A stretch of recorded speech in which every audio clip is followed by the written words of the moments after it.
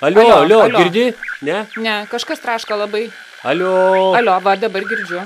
Va, ir aš girdžiu, aha. Tai kur mes ten sustojom? Lietuvos kosmoso asociacija pristato. Lietuvos kosmoso asociacija pristato. Juokingi, ne? Kas? Nu, Lietuva, kosmosas. Ir ką? Nu, tai dabar pulsim kosmosą užkariauti.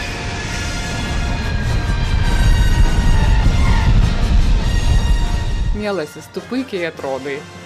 Malonu, bet prie ko čia? Tu kur dabar esi? Gvatemaloj, bet prie ko čia? Taigi mes bendravom per palydovą. O prie ko čia Lietuva? Tiesiog vietoj to, kad mokėtume kitoms šalims už naudojimąsi jų palydovais, galime turėti savo. Ar tu su kopiečiom jį ten užkelsi? Manai, kosminė programa tai būtinai ir kosmodromas? Mesgi mažam kaime gyvenam, visi pasiskirstę darbais. Vieni kelia, kiti transliuoja. Bet tai palydovai, technologijos. Mielasis, problema tarp ausų. Žinai, kas būna žvėriui, kurį keletą metų palaiko uždarytą narve, o vieną dieną jam miegant narvą nuima. Jis ir toliau blaškosi, lyg narvas nebebūtų. Ką nori pasakyti? Na, tugi verslininkas, įjunk vaizduotę. Investavęs į tas technologijos trupinius, uždirbsi maišus pinigų.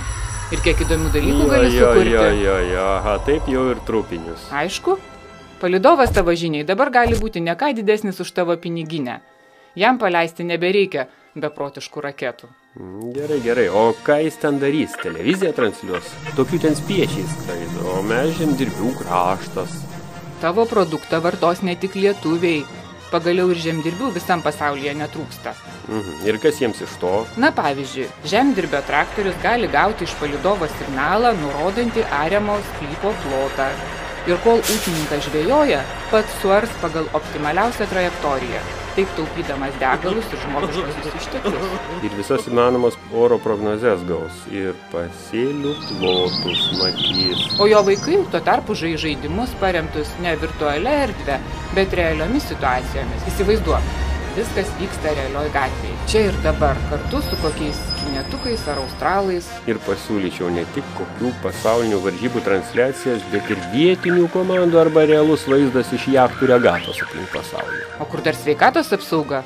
Pasauliniai konsiliumai dėl paprastos lietuvaitės močiutės. Arba galėtume stebėti močiutės sveikatos būklę sėdėdami pliaže. Aha, regis azartas pagavo. Tai čia tik pradžia. O ką sugalvosi tu? Tai va, galimybių daugybė. Prasidės viskas nuo tokio mažučio palydovėlio. Nori sužinoti daugiau? Kreipkis į Lietuvos kosmoso asociaciją.